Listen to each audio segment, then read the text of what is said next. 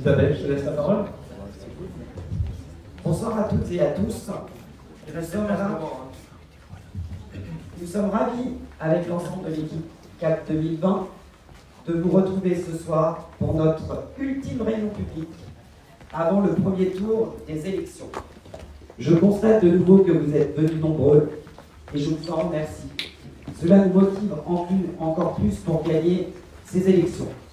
Nous avons voulu cette réunion sous un format dynamique afin de vous présenter les thèmes et les actions qui constituent la base de notre programme et que nous souhaitons mettre en œuvre si nous sommes élus. Bien entendu, nous terminerons notre réunion par une session de questions-réponses afin de vous apporter tout l'éclairage nécessaire pour que vous puissiez faire le bon choix les 21 et 22 mars prochains. 15 mars prochains. Lapsus. Nous avons commencé cette aventure municipale avec Nicolas depuis plus d'1 an. Nous nous sommes entourés d'une équipe compétente, motivée et représentative de tous les âges de la vie. De surcroît, et cela me paraît un point important, nous aimons travailler ensemble.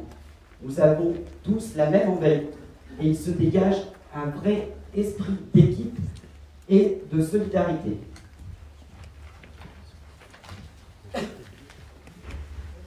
Ces derniers mois, nous nous avons rencontrés à de multiples reprises.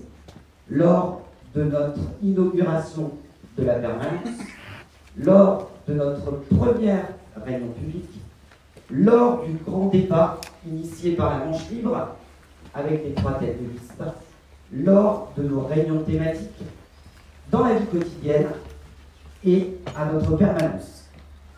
Tous ces échanges nous ont permis de cerner vos attentes et vos besoins. Un grand merci à vous, car cela a nourri notre réflexion et a permis de construire un programme cohérent et adapté. En effet, notre programme, et ça j'insiste, s'adresse à tous les habitants d'Agon-Coutainville.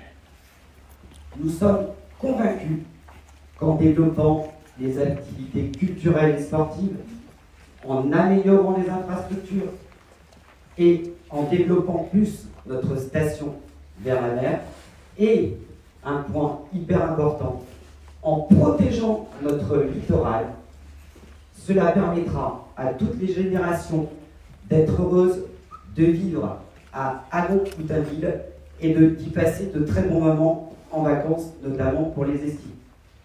Je vais passer la parole à Nicolas Pigas, notre tête de liste CAP 2020.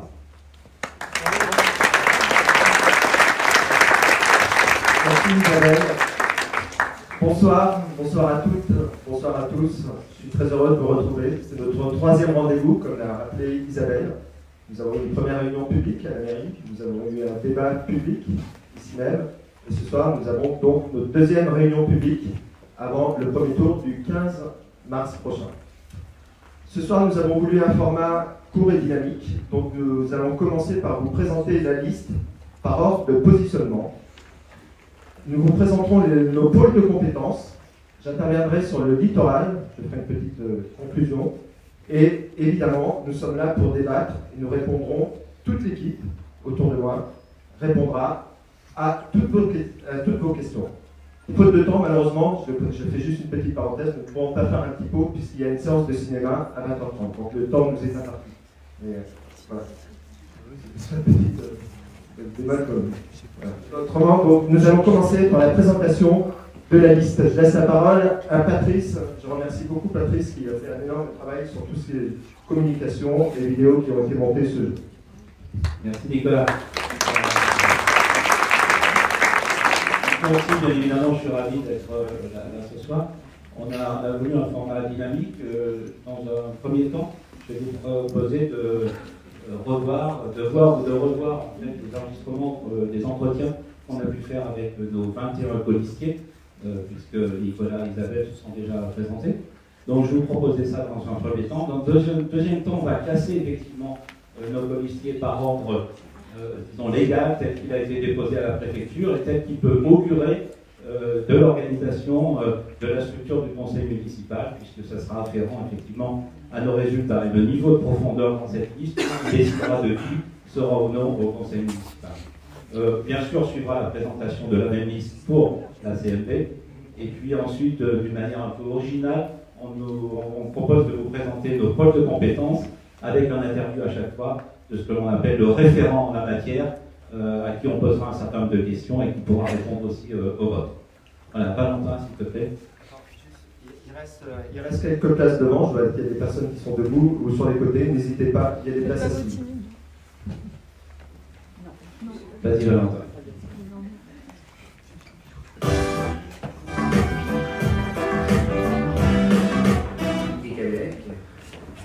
J'ai 53 ans. J'habite à Gontiparis depuis près de 25 ans. On va sortir un petit peu mon expérience dans la commune pour pouvoir justement développer, organiser, gérer, communiquer avec les gens. Delphine Le Breton, j'ai 49 ans, je suis mariée, j'ai 3 enfants. Je suis co-gérante d'une entreprise de basée à Coutances. Et parallèlement à ma vie professionnelle, je suis juge prud'homal au CPH de Coutances dans la section commerce. Depuis plus de 20 ans dans la station. Je suis une challengeuse, donc ce qui m'intéresse, c'est de dynamiser Coutainville et de faire rayonner la belle Andorre. Je travaille pour le ministère des Sports, de la Jeunesse et des Vie associatives. Et je travaille à la direction départementale de la cohésion sociale en kayak, puisque j'ai participé à 3 championnats du monde et j'ai été 2 fois présélectionné olympique. Les bénévoles sont au cœur de l'action de nos cités, de nos collectivités, et l'activité sportive est bien évidemment incontournable. Ce que nous souhaitons, c'est accompagner l'action des hommes. Et l'action des hommes se concrétise dans la vie associative. Je suis Delphine Coutanceau, j'ai 52 ans. Je suis secrétaire de mairie depuis 20 ans à Tournai-sur-Sienne. Donc mon métier au quotidien consiste à accueillir les usagers et répondre à leurs demandes et à leurs préoccupations. Je réside à Coutainville, faire évoluer la commune au niveau du social, de la santé et de l'éducation. Pierre Cauchois, j'ai 63 ans, je suis à la retraite donc depuis 1 an. Ma passion dans la vie, c'est de m'occuper des végétaux, de m'occuper des arbres. Un centre de rencontre où les gens pourront venir, pourront demander des informations sur tout ce qui est l'informatique, télécharger des documents en ligne, pouvoir faire des déclarations d'impôts. On sera là pour aider les gens. Excuse, 61 ans, bientôt 62 et donc bientôt à la fin. Donc comptable dans un grand groupe industriel français. Une autre personne de l'Enduro, on a accepté d'être coprésident tous les deux. Et donc de gérer l'Enduro, mais aussi le triathlon, de rejoindre aussi le thème du social, de la santé, des associations aussi, de la vie associative. Ça me paraît évident. J'ai 62 ans. Oui. J'ai 3 filles qui sont nées à Gros-Coutainville. Je suis cadre bancaire sur la Manche. Dans le monde associatif, effectivement, j'ai participé à la création de nombreuses associations dans le domaine du sport. L'objectif, c'est non seulement de bien gérer effectivement les finances communales, mais surtout aussi faire la chasse aux subventions, trouver de nouveaux partenaires privés, publics. J'ai Émilie Deville, j'ai 35 ans, je suis consultante en achat et logistique. J'ai créé ma société à Gros-Coutainville il y a 2 ans maintenant. L'idée, c'est d'intégrer une mobilité douce dans le quotidien de chacun. Donc à faire en sorte qu'au quotidien, on arrive à intégrer cette mobilité douce, que ce soit le vélo, que ce soit le piéton, que ce soit aussi la voiture. Il ne faut pas oublier qu'il y a des gens qui sont obligés de se déplacer en voiture. Donc c'est aussi arriver à trouver des solutions pour que ces personnes-là puissent continuer à venir accéder au centre-ville. 68 ans. J'étais avec mon frère à la tête d'une exploitation laitière. Nous avions en société. J'ai toujours eu comme intérêt de défendre les plus démunis. Ne pas laisser de mes collègues agriculteurs. Quand j'ai appris qu'il y avait une liste qui était menée par Nicolas et Isabelle, je me suis dit, pourquoi pas. J'habite Coutainville Centre. Donc je suis assistante de direction, je travaille au département de la Manche depuis plus de 18 ans maintenant. Engagée dans la commune, c'est vraiment quelque chose qui me tient à cœur, c'est chez les enfants. Moi j'étais là quand j'étais jeune, aujourd'hui j'aimerais bien que la ville se dynamise. surtout pour nos jeunes aujourd'hui. C'est pour ça que j'ai aussi intégré la thématique association, sport et jeunesse. Bonjour Simone, j'ai 37 ans, je suis entrepreneur dans le secteur du numérique. Et là, donc, oui, je suis passionné par les nouvelles technologies. Je crois d'ailleurs profondément que ces nouvelles technologies doivent être mises au service des citoyens dans un principe démocratique. Parce que je pense qu'il y a de nombreuses pistes d'amélioration de la qualité de vie des habitants sur ces sujets-là. Je suis arrivée sur Coutainville, je vais avoir à peu près 18 ans. J'habite au Passou, mais je suis restée agent commercial. J'ai ouvert une conciergerie début janvier. Ce que j'aime avant tout, c'est voyager. Il faut aménager, essentiellement sur l'eau. C'est la belle endormie, et il ne suffit pas grand-chose en fait pour y remettre une très belle dynamique. Alexandre Mazola, donc j'ai 49 ans, je vis avec ma compagne à Coutainville avec ses 2 enfants. Je suis sapeur-pompier professionnel depuis 1994. C'est le bateau, c'est les îles Chausée, c'est Jersey, c'est la pêche, la chasse au marin. La mer, c'est un vaste sujet pardon, chez nous, mais ça peut partir de la propreté de la plage, et ça c'est juste une question d'éducation, mais ça peut... c'est aussi de la protection littorale, on voit là. Trinidad Leclerc. J'ai 48 ans, j'habite à Montréal depuis presque toujours. Alors, je travaille avec les conchyliculteurs, donc je suis responsable de recrutement pour une 50aine d'entreprises. Il faut que je recrute du personnel pour chaque marais. J'ai apprécié leur dynamisme, leur volonté de rendre plus belle cette commune et leur modernité également. Julien Charton, je suis entrepreneur, donc je suis ingénieur de formation et gérant d'un bureau d'études structure que j'ai monté à Agon-Coutainville il y a 5 ans. Je souhaite m'engager dans ma commune, dans notre commune, pour y apporter toutes mes compétences et mon expertise aux entreprises et puis des futurs travaux d'aménagement, que ce soit en travaux publics ou en bâtiment, car c'est ma spécialité. Isabelle Darion. Je suis arrivée il y a 36 ans à Agon-Coutainville et depuis maintenant, je suis à la retraite pour, avec mon mari, acheter la pharmacie de Place du Pôle et j'ai géré avec lui. Je suis vice-présidente de la ZATIC Centre-et-Nord pour lequel nous avons un projet auquel nous tenons particulièrement pour pouvoir, à court et moyen terme, protéger ce magnifique lieu qu'est Agon-Coutainville. J'ai Christophe Rodi, j'ai 68 ans. J'ai une activité professionnelle principalement dans le domaine de la gestion de patrimoine et je profite de cet environnement, c'est ça mon loisir principal. L'envie justement de travailler de façon collective à l'amélioration pour les habitants de la vie quotidienne. Je m'appelle Pascal Zatter, j'ai 60 ans, je suis commerçante à Coutainville dans le centre. Je suis à Coutainville déjà depuis 1987, je suis venue en vacances un mois et je ne suis jamais repartie.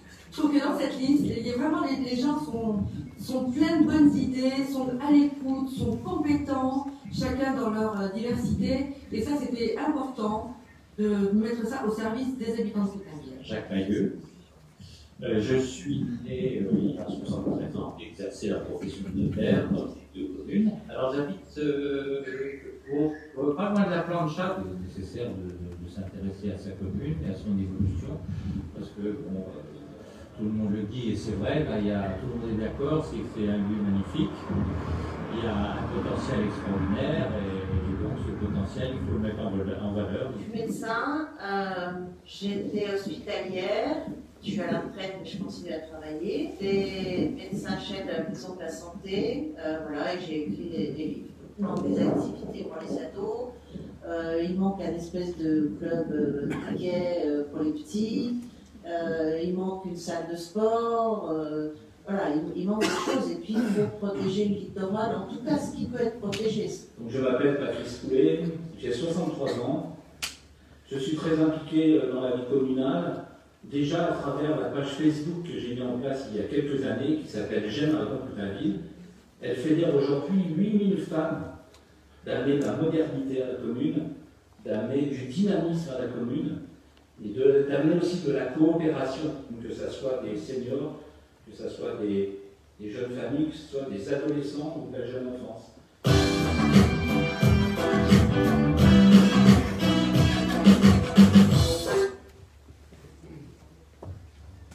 Voilà, vous en savez un petit peu plus sur nos colistiers. J'aime beaucoup le pull rouge du dernier intervenant. Je ne sais pas si c'est de cette famille. Ces 21 plus nos 2 têtes de liste, il a fallu les classer, bien évidemment, les classer dans une liste donc, qui a été déposée à la préfecture et qui, comme je l'ai dit tout à l'heure, peut augurer de la constitution du prochain conseil municipal. Donc ce que je vous propose maintenant, c'est de découvrir les 21 et 23 colistiers classés par ordre, en commençant bien évidemment par Nicolas, puisqu'il est tête de liste. Valentin, s'il te plaît, il est formidable. On voit qu'il est passionné par les nouvelles technologies.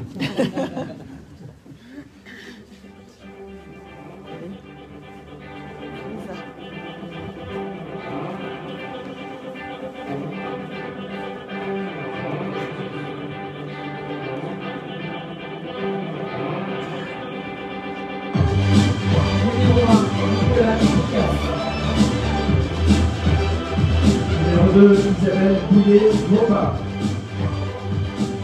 Numéro 3, Didier Canelec. Numéro 4, Delphine Le Breton. 5, Jean-Marc Julien. 6, Delphine Coutenceau. 7, Yann Cauchois. Anne-Marie de Fortescue. 9, Gilles Rémine. 10, Émilie Devine. 11, Philippe Simone. 12, Sophie Crespin. 13, Valentin Simonic. 14, Sandy Autelot. 15, Alexandre Mazola. 16, Astrid Leclerc. 17, Julien Charcot. 18, Isabelle Daridon. 19, Gilles Cristoforini. 20, Pascal Datin. 21, Jacques Maillet. 22, Véronique Lasseur. 23, Patrice Poulet. Voilà la liste par ordre de présentation.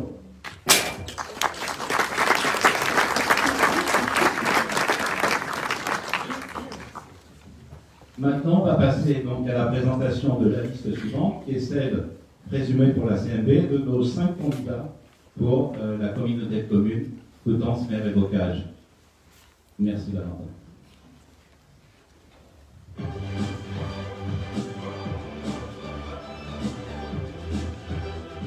Nicolas Pigas.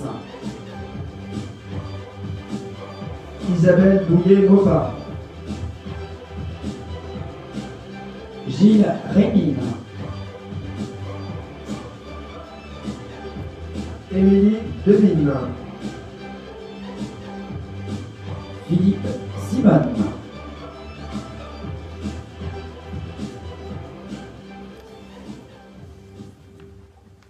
Bon, voilà l'ensemble de nos classements. Je pense que vous avez maintenant une idée un peu plus précise.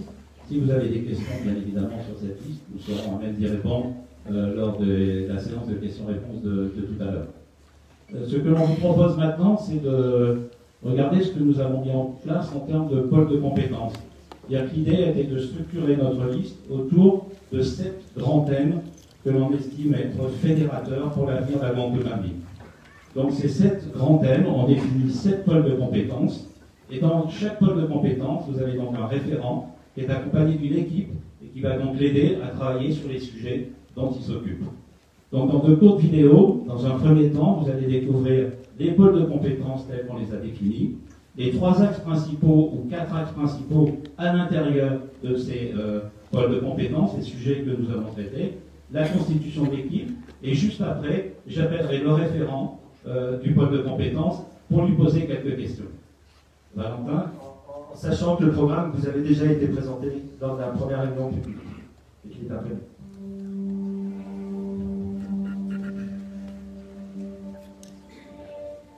Pôle de compétences, développement urbain durable, mobilité douce et littoral. Premier axe. Un cadre de vie propre et végétal. Deuxième axe, la création d'un pôle de services de proximité. Troisième axe, l'intégration des mobilités douces. Quatrième axe, la protection efficace du littoral. Pour un développement urbain durable, serein et harmonieux, pour une protection du littoral efficace et concertée. Notre équipe est constituée de Yann Pochoir, Émilie Devine, Nicolas Pigas et Isabelle Daridon. Donc j'accueille Yann Pochoir. Yann, tu es donc le référent sur ce pôle de compétences. J'ai deux premières questions à te poser. La première, elle apparaît là. Quels sont les projets phares de CAP 2020 en matière de développement urbain durable? Et peut-être en préambule de nous repréciser ce que c'est que le développement urbain durable. Bonsoir tout le monde. Le développement urbain durable, c'est très simple, c'est le développement durable appliqué à une ville, ou à un village, ou à un bourg, à Montpellier dans ce cas-là. Ça prend en compte énormément de choses. C'est le cadre de vie, c'est tout ce qui va faire que les gens vont pouvoir vivre ensemble mieux, plus confortablement. Et je passe sur la question suivante. Les projets phares en matière de développement durable. Les projets phares sur ce pôle de compétences sont dans l'ordre presque de préférence pour moi. D'abord la création d'un pôle de services de proximité, on verra un peu plus dessus tout à l'heure. Ensuite, reprendre en main tout ce qui est la politique de gestion des déchets. Il faut savoir que c'est la CMB, c'est-à-dire la communauté de communes de Coutances-Mer-Bocage, qui gère ça, mais on peut au niveau de la municipalité s'occuper de points particuliers. Par exemple, revoir tout ce qui est centre de tri sélectif. On sait que pour le moment, on a des choses qui ne sont pas très belles à voir. On partirait, nous, sur un système où on aurait des bacs qui seraient déjà enterrés, tous enterrés. Faire comme ça existe à Granville, par exemple, avoir un bac qui serait dédié aux ordures ménagères, de façon à ce que les gens ne les déposent plus, soit accrochés à des grilles chez eux ou à traîner par terre. Donc, ajouter également des bacs collectifs. Ces bacs collectifs seraient mis en bout de rue et les gens pourraient faire 50 ou 100 mètres et déposer leurs poubelles, toujours la même chose, pas accrochées sur un portail, mais déposées dans un bac. Les camions sont équipés pour pouvoir ramasser ces bacs collectifs. On ajouterait également à chaque centre de tri sélectif, on ajouterait ce qu'on appelle un compost municipal. Il faut savoir que l'été, on peut aller jusqu'à 50%, mais c'est souvent au moins 30% de déchets végétaux. Les déchets végétaux pourraient être déposés dans chacun des 7 tris sélectifs qui existent à Boutinville. On aurait un système donc de compost municipal. On pourrait récupérer après on utilise des lombriques, il y a tout un système pour pouvoir faire avancer ça rapidement. Ça sent pas fort du tout, il n'y a aucun problème, en plus on le referme. Et on pourrait donc pour chaque point de déchets, comme ça, récupérer produire du compost à partir des déchets végétaux des gens. Le troisième point de phare de développement durable, ça serait de revoir tout ce qui est plan de circulation, surtout pour pouvoir adjoindre des pistes cyclables. Alors le plan qu'on a actuellement, c'est d'en discuter avec chaque quartier, donc pouvoir voir les gens, savoir ce qu'ils veulent exactement. Donc discuter avec les riverains et discuter aussi avec les utilisateurs de deux roues sans moteur, dans ce cas-là, ou un moteur électrique.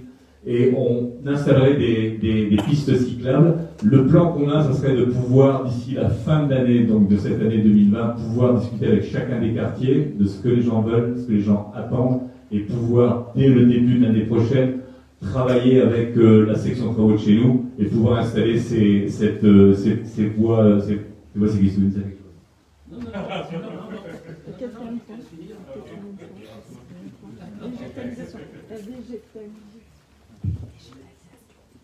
La végétalisation. Oh mon Dieu, et en plus ce que je préfère dans la vie, les végétaux, je pourrais oublier, la revégétalisation. Donc, bon, moi j'adore ça, j'adore les arbres, j'adore les végétaux. On trouve que Montpellier est beaucoup trop minéral et on voudrait que ça redevienne végétal. Alors c'est un truc qui est tout bête, c'est d'installer des arbres un peu partout.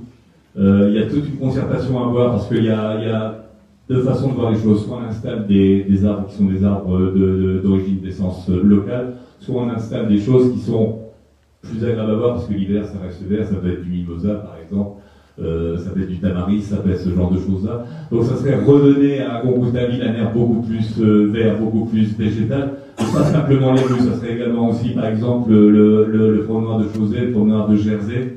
Imaginez ça avec des tamaris par exemple, ça fleurit, alors il y a des tamaris d'été, des tamaris de printemps, et ça se met à fleurir. Vous imaginez comment ça serait beaucoup plus beau que ce qu'on a actuellement. Excusez-moi d'avoir oublié le 4e point. Très poète. La deuxième question, puisque tu l'as introduit tout à l'heure, concernait ce fameux pôle de services de proximité. Quels sont les 3 services principaux qu'on pourrait y trouver? Alors, un pôle de services de proximité, c'est un endroit convivial où les gens peuvent venir, c'est intergénérationnel, hein, ça peut être des gens de tous les âges.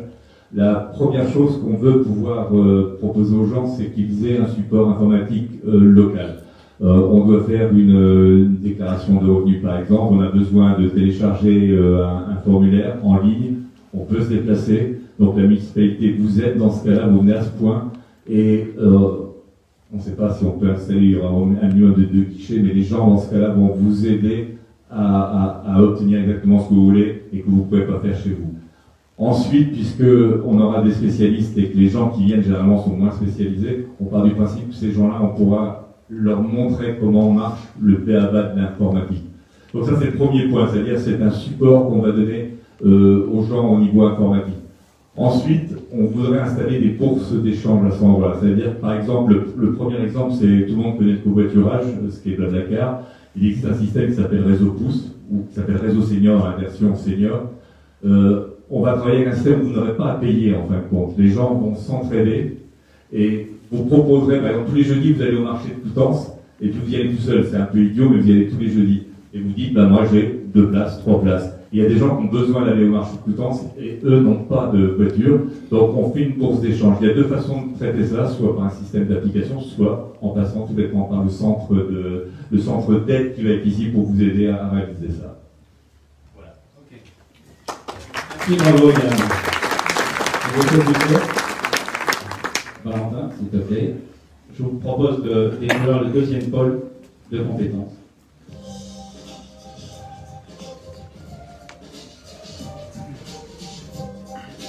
Pôle de compétences, travaux, entretien et urbanisme. Premier axe, élaborer des projets avec des acteurs locaux. Deuxième axe, préparer, présenter, planifier les projets. Troisième axe, faire un programme d'entretien des chaussées. Quatrième axe, améliorer l'accessibilité à la mobilité réduite.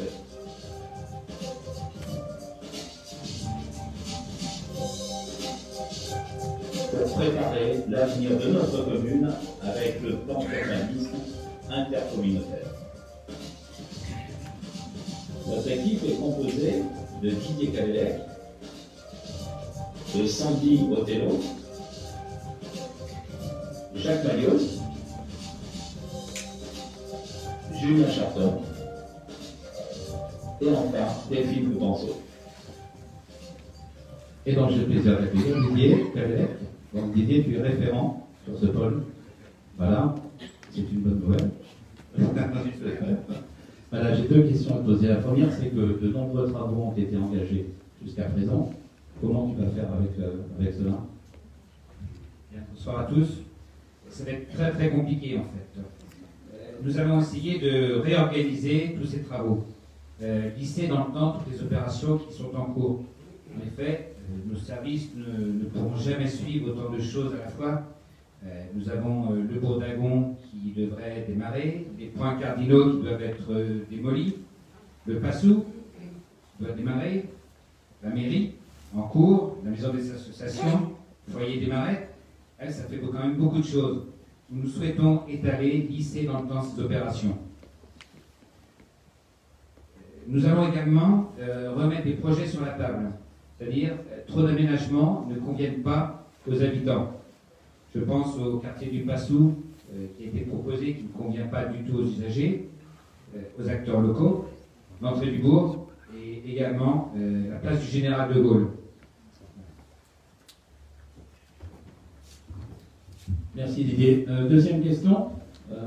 Certains usagers se plaignent de chaussées qui sont détériorées, en particulier du côté du Passou. Est-ce qu'il y a un programme d'entretien d'urgence qui a été prévu et qui va être mis en place dans le cadre d'un succès? Un succès, bien évidemment. Donc, en fait, ce que nous allons proposer, c'est un programme d'urgence. Nos chaussées, notamment Passou, on voit, sont très très dégradées. Il y a des nids de poules un petit peu partout, des gens qui vivent avec de l'eau sur leurs chaussées, sur les bords de trottoir. Il faut absolument régler ce problème. C'est pas compliqué, juste un reprofilage de chaussées. Il n'y en a pas pour très cher. En fait, on va mettre en place un programme dans ce genre. Nous allons également continuer le programme commencé par la mairie. Il y a pas mal de rues qui sont en cours de réalisation et un programme qui avait été préparé. On va aller dans ce sens et continuer. Nous allons également régler les problèmes de sécurité. Il y a pas mal de problèmes de sécurité liés à la vitesse dans la commune, notamment au niveau aux abords de villages. Je pense également au secteur en allant sur la pointe d'Agon. Nous allons régler ces problèmes-là, c'est assez simple et les gens le demandent depuis un petit moment. On va régler ce problème. Ok, bravo, merci. On était aussi avec la signalisation, notamment de la D40. Troisième pôle, merci.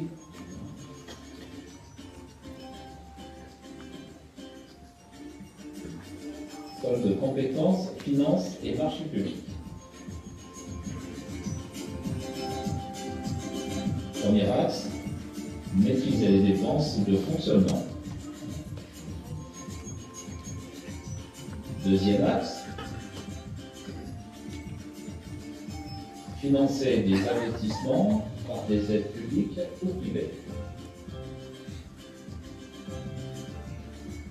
Troisième axe, mettre en place un budget participatif.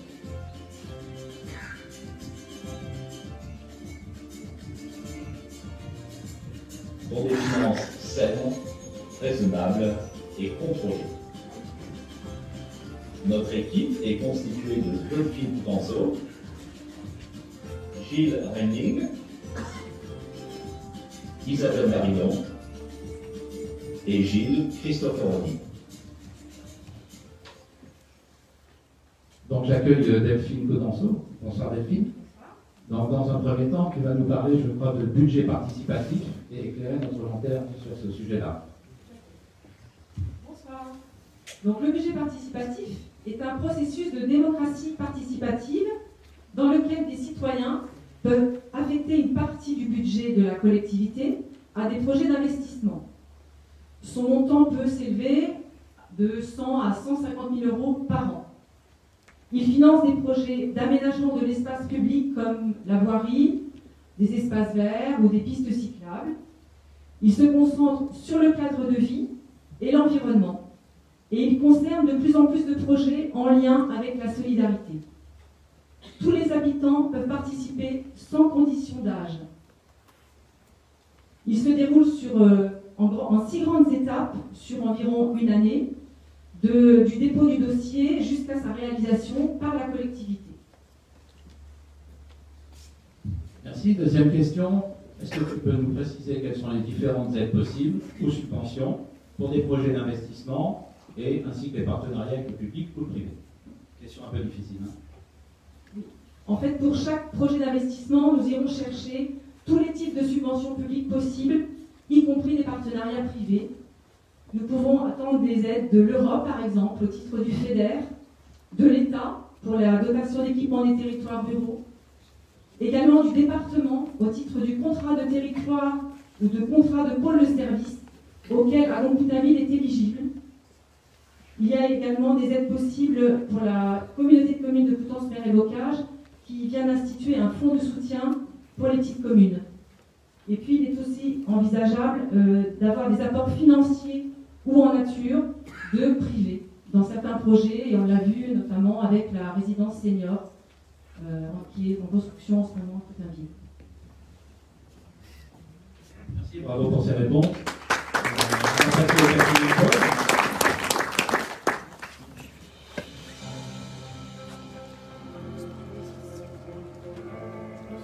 Pôle de compétences, développement économique. Premier axe, implémenter une stratégie proactive de développement économique.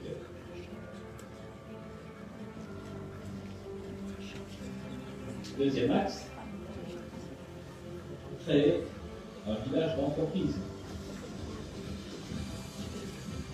Troisième axe, élaborer un réseau Mon Commerce, Ma Commune. Pour un développement économique moderne, proactif et communautaire.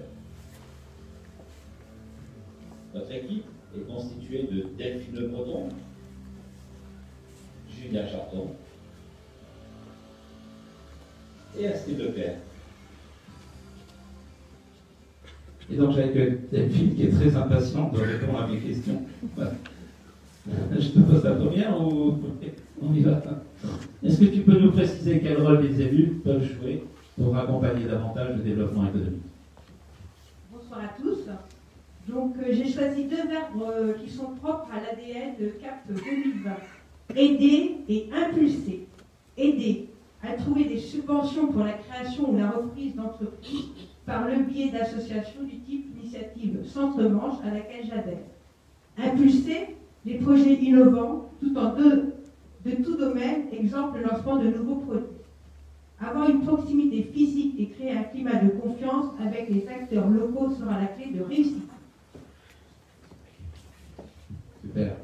L'initiative Centre-Manche, qui est un sujet aussi qui m'est cher. Quel est le rôle d'un réseau comme Mon Commerce et Ma Commune? Alors le rôle, c'est de dialoguer, partager, écouter.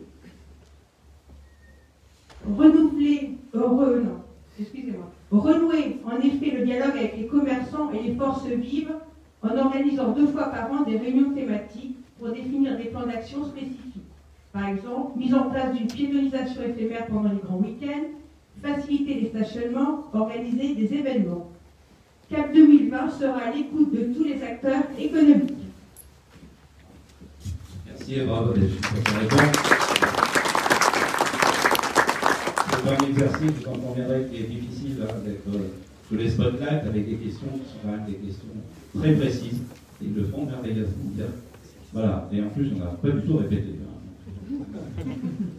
Le cinquième pôle. Pôle de compétences, association, sport et jeunesse.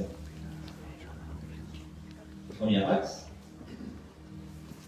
accorder à la jeunesse la confiance qu'elle mérite. Deuxième axe, soutenir et aider les bénévoles. Troisième axe, faire fonctionner la maison des associations et apporter un soutien matériel efficace et mutualisé.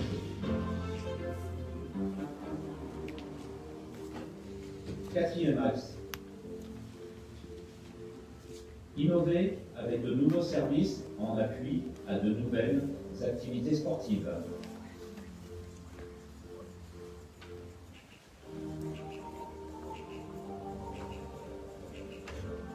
Pour développer des associations dynamiques et volontaires et des activités sportives pérennes et innovantes. Notre équipe est constituée de Jean-Marc Julien, Sophie Crespin, Philippe Simone et Anne-Marie Le Cortescu. Et donc j'accueille Jean-Marc Julien. Bonsoir à tous. Jean-Marc, la première question. Les associations sont confrontées, on sait bien, à de nombreuses contraintes administratives. Qu'est-ce que tu as prévu pour ça? d'abord préciser que les associations font partie de notre patrimoine, j'allais dire, commun et local, et que la collectivité a l'impérieuse nécessité de les accompagner et de les écouter. Alors, bien évidemment, vous allez dire, mais comment? En les formant, en les informant. Donc, il me semble que nous avons la nécessité de sécuriser les bénévoles et de les accompagner dans leur fonctionnement. Accompagner l'association dans son fonctionnement. Alors, sécuriser l'action des bénévoles. Bien souvent, les administrateurs de l'association ont une représentation assez éloignée de la réalité de ce qui est possible ou pas de faire. À titre d'exemple, je vais poser la question, est-ce qu'un mineur peut créer une association? Un mineur de 16 ans peut créer une association.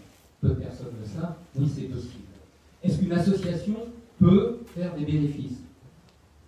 Souvent on dit gestion des intéressés, non, on n'a pas le droit de faire de bénéfices. Bien sûr que si. Donc toutes ces représentations, j'allais dire, interfèrent et empêchent que les associations développent pleinement et sereinement leur projet associatif. Donc ce que nous proposons, c'est des temps d'information et de formation. Temps qui seront réguliers puisque nous avons un turnover au sein des associations. Bien évidemment, le président change, le conseil d'administration change. Donc nous souhaitons, sur des aspects légaux et réglementaires, accompagner les associations. Autre aspect, qui est souvent mis en exergue, c'est la difficulté à trouver des financements. Alors les financements existent, ça peut paraître paradoxal, mais les financements existent. Mais on ne sait pas, d'abord on ne sait pas qu'ils existent, et on a du mal à monter le dossier. Quand on monte le dossier, il n'est parfois pas bien compris par l'administration de la structure qui reçoit. L'idée, c'est d'accompagner là aussi ces associations dans la rédaction de leur projet de façon à ce qu'ils deviennent éligibles. Voilà ce que nous pouvons faire pour les associations. C'est un travail qui sera bien évidemment régulier et ce n'est pas simplement au cours de l'Assemblée Générale que nous présenterons ces possibilités. Merci pour sa première réponse. Je sais que c'est en quotidien, en plus professionnellement, de t'occuper de ce genre de problématique. La deuxième question concerne les jeunes. Comment peut-on mieux les intégrer dans l'action de la commune? On a d'ailleurs fait une réunion cette semaine avec des jeunes qui a été très enrichissante et instructive. Alors les jeunes, vaste sujet.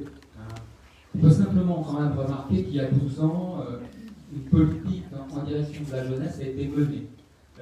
Politique quand même en direction des plus jeunes, c'est-à-dire qu'une crèche halte garderie a été créée, un accueil de mineurs a été créé, enfin, je veux dire que des locaux ont été construits, donc c'est une vraie politique. Vous pouvez s'attendre que le mandat suivant nous permettent d'avoir une réflexion sur une population qui n'est pas facile, hein. C'est celle des adolescents. Et effectivement, on se désespère en tant que parents, grands-parents, de voir ces enfants qui restent, alors certains disent traînent, je trouve que le terme est assez peu élégant, mais restent à l'hippodrome et n'ont pas à s'occuper. Nous souhaitons mettre en place une politique qui soutiendra et valorisera les initiatives collectives, individuelles, au service de l'intérêt général. Donc nous souhaitons valoriser et faire confiance à nos jeunes. Alors, politique, quel type de politique? Bien évidemment, ou quel type d'action restera aux jeunes à déterminer. Il est bien évident que nous ne souhaitons pas faire à leur place, mais nous souhaitons leur offrir les conditions d'une libre expression. Alors, vous allez me dire, mais c'est bien beau tout ça, mais qui sera à la manœuvre? Nous avons des animateurs compétents ici à Montcoutainville qui sont tout à fait disposés et prêts à s'engager dans ce domaine. Et ce n'est pas suffisant. Je pense que des jeunes, voire des très jeunes, en capacité de pouvoir accompagner d'autres jeunes me semble indispensable.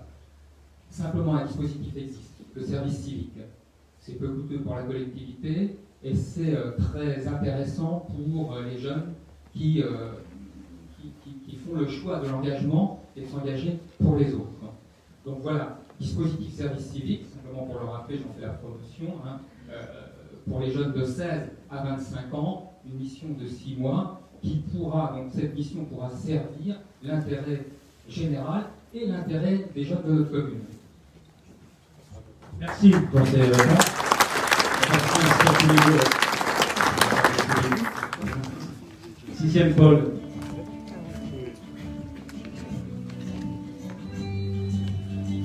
Pôle de compétences sociales santé. Premier axe, développer et adapter l'accès aux structures d'aide au maintien à domicile. Deuxième axe,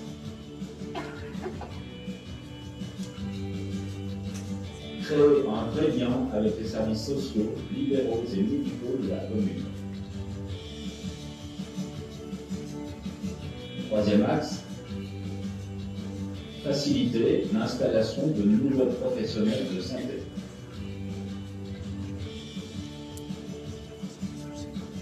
Quatrième axe, favoriser l'accès au logement et à l'hébergement pour tous les âges et toutes les catégories sociales.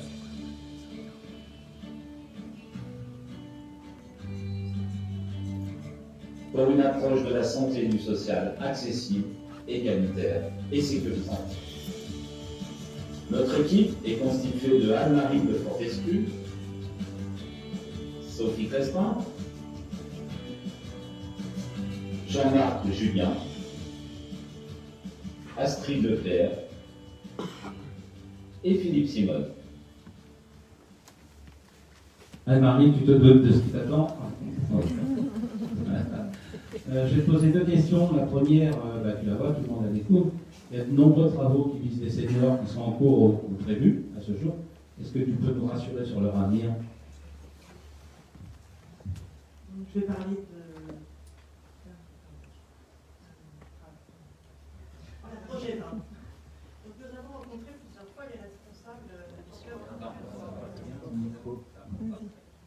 fois les responsables du club des Beaux Jeudis qui avaient été informés il y a plusieurs mois d'importants travaux qui allaient se faire au foyer des Marais. À ce jour, les travaux ne sont toujours pas commencés et toujours peu ou pas de précision sur les délais et sur les solutions de remplacement pour le déroulement des activités journalières. Donc, suite à ça, nous avons par écrit garanti à Madame Lucas, présidente des Beaux Jeudis, que toutes leurs activités seront transférées dans des locaux de remplacement à Agon-Coutainville et non dans les communes environnantes, comme cela leur avait été soumis. Bien entendu, nous trouverons ces solutions en concertation avec toute l'équipe des Beaux Jeudis. Nous avons aussi pris l'engagement que si nous sommes élus, le foyer des Marais restera le lieu de rencontre du club des Beaux Jeudis et qu'ils l'occuperont toujours à titre gracieux, et cela pendant toute la durée de notre mandat. Nous serons aussi à leur écoute pour tous leurs besoins, leurs propositions, leurs demandes. Deuxième question. Le social et la santé sont bien sûr au cœur des missions d'une municipalité. Quels sont les trois principaux projets que toi tu es en train de mener avec ton équipe? Nous avons pris conscience en nous entretenant avec les responsables et salariés des SIAD et ADNR à Agon-Coutainville que les locaux qu'ils occupent sont mal adaptés et trop exigus pour ce qu'ils devraient donner. Nous réfléchirons ensemble à un projet de nouveaux locaux pour plus de services et de maintien à domicile. Un de nos autres objectifs prioritaires est de créer un vrai lien entre les services médicaux, sociaux, libéraux et nous-mêmes pour remédier à l'isolement et venir en aide aux personnes seules, aux personnes en difficulté. À Agon-Coutainville, ces personnes représentent environ 10% de la population d'après certains services sociaux de la commune. Nous voulons aussi permettre aux personnes handicapées de se déplacer en toute tranquillité et pour cela aménager des accès faciles pour tous. Ce n'est pas toujours facile avec un fauteuil ou quelqu'un qui voit mal de se déplacer dans Coutainville. Et donc ça, on va y remédier. Nous avons aussi comme priorité de développer le pôle de santé pour accueillir de nouveaux professionnels. Et aussi donner la possibilité à certains habitants de profiter d'une mutuelle municipale. Tous les salariés bénéficient d'une mutuelle obligatoire. Mais dans une commune, certains habitants ne peuvent pas ou n'ont pas de mutuelle. Par exemple, les professions libérales, les gens en recherche d'emploi, les seniors. Donc, on leur proposera la possibilité d'en avoir une. Le principe de cette mutuelle, on regroupe tous les dossiers. Ça fait beaucoup de dossiers mutuels et on s'adresse beaucoup plus jeunes aussi, et on est beaucoup plus crédible auprès d'elles pour pouvoir profiter d'offres très intéressantes. Comme dans une entreprise actuellement, c'est ça. C'est ce qu'on envisage de faire. Merci Anne-Marie, bravo pour ça. Tu es très impatiente de répondre à mes questions, parce que j'ai l'impression que le prochain pôle te concerne directement. Donc on va finir sur le 7e pôle, et qui me concerne aussi assez directement.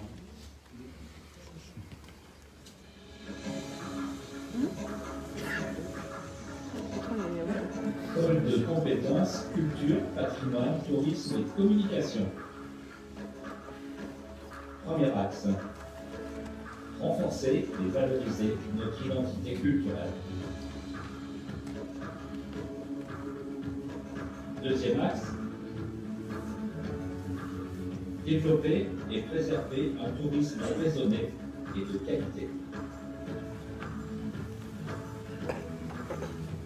Troisième axe. Protéger et valoriser notre patrimoine. Quatrième axe. Mettre en valeur notre commune grâce à une communication moderne et dynamique. Pour une culture et un tourisme moderne, valorisant et accueillant. Notre équipe est constituée d'Isabelle Cugnet-Bocra, Patrice Play, Pascal Latin et Valentin Simonet. Donc Valentin qui est aux manettes, et sans qui cette soirée ne serait pas aussi bien réussie. Merci Valentin. Isabelle, une première question sur le plan culturel et touristique. Quelles actions raisonnées et de qualité souhaitez-vous entreprendre? Notre ambition, c'est d'affirmer l'identité d'Amont-Coutainville en pérennisant des animations, des manifestations tout au long de l'année et surtout éviter que certaines partent ailleurs. Nous devons nous inscrire en véritables partenaires des événements organisés tant par les associations que par l'Union des commerçants. Je citerai à titre d'exemple des événements qui ont lieu tous les ans, Coutainville-la-Plage, le Salon du Livre et l'anniversaire du 28 juillet, qui a été une vraie réussite. Sur le plan culturel, nous devons mettre en valeur les initiatives des associations sur des thèmes tels que le cinéma, le théâtre, la musique, les concerts pour les jeunes, pour toutes les générations, les conférences qui sont déjà un succès grâce au CCHL. On voit à chaque fois le nombre de personnes qui assistent une fois par mois à ces conférences. À ce propos d'ailleurs, je pense que l'endroit où nous sommes actuellement pourrait être réaménagé pour permettre une plus grande capacité d'accueil. Parce que nous voyons aujourd'hui que sur certains événements, notamment je citerai lorsque M. Alain Juppé est venu, pour moi personnellement j'étais dans une salle à côté, j'avoue que le ressenti n'est pas le même. Donc je pense que c'est important.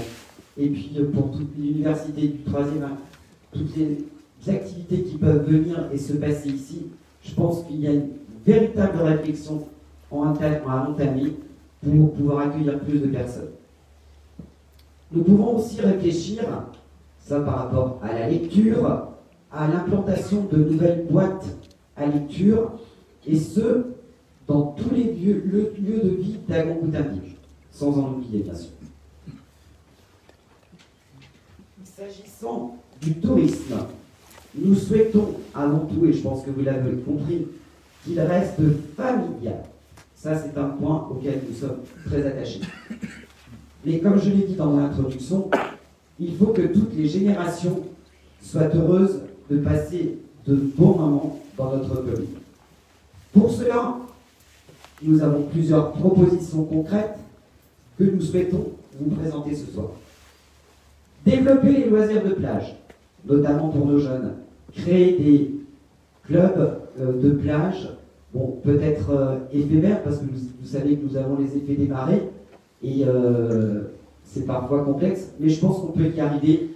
Et je pense que pour nos jeunes, ce serait une bonne chose de voir revenir peut-être un club Mickey, mais en tout cas un club pour les jeunes, pour les petits.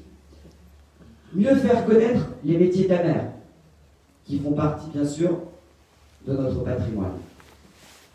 Mettre en valeur le potentiel des activités à la marque de l'essai, qui est franchement un vrai lieu de vie pour les petits et les grands.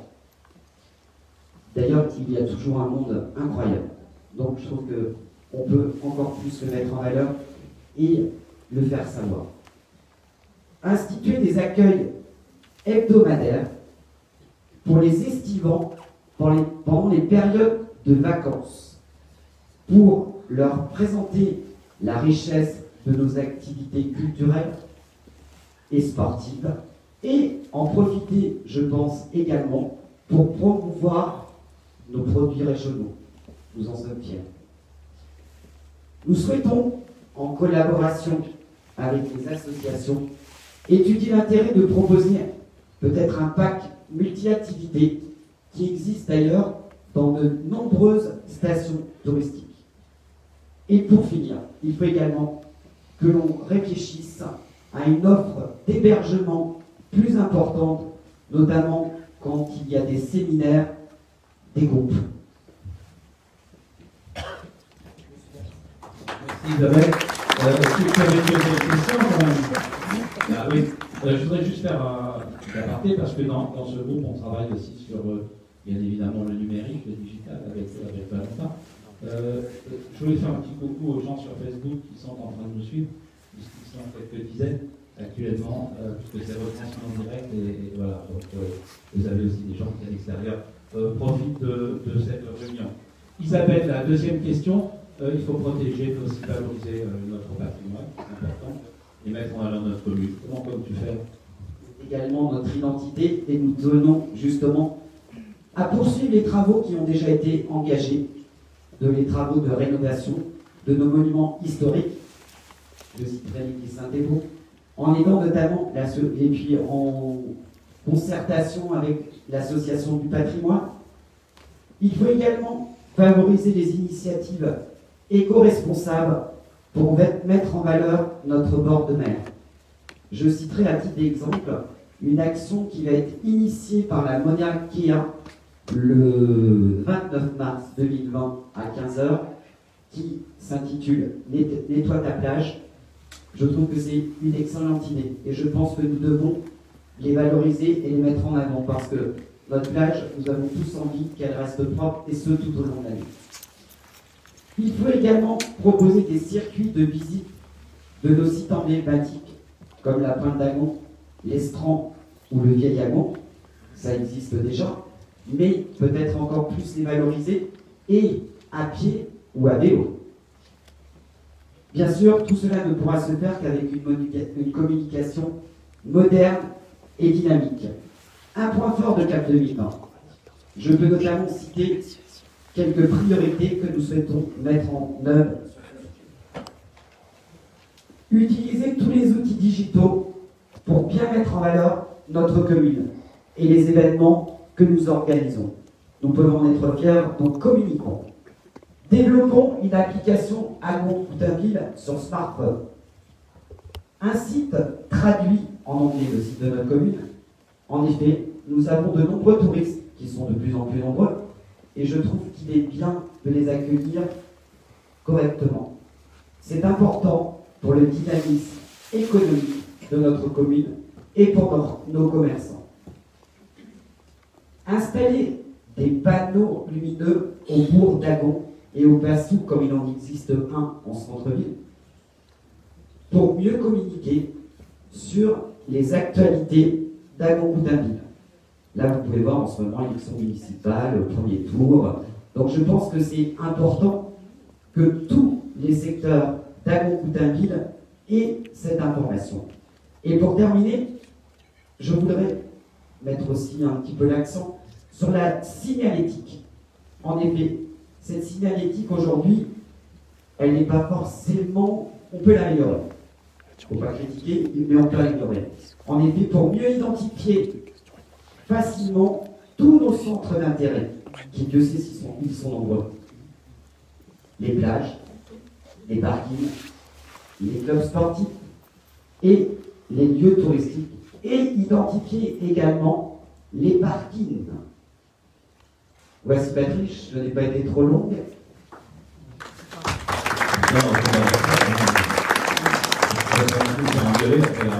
Non, c'était parfait, Isabelle. Voilà, on vous a présenté les 7 pôles de compétences. Vous aurez remarqué que dans le premier, il y a un sujet très important qui n'a pas été traité. On va le traiter là maintenant avec Nicolas, qui est le sujet du littoral, qui fait partie du premier pôle de compétences. On a souhaité mettre en exergue ce sujet qui nous occupe tous au quotidien et qui est un vrai sujet. Voilà, donc que ça soit au nord ou que ça soit au sud, vous savez qu'actuellement, il y a des problèmes, des problématiques actuelles et à venir.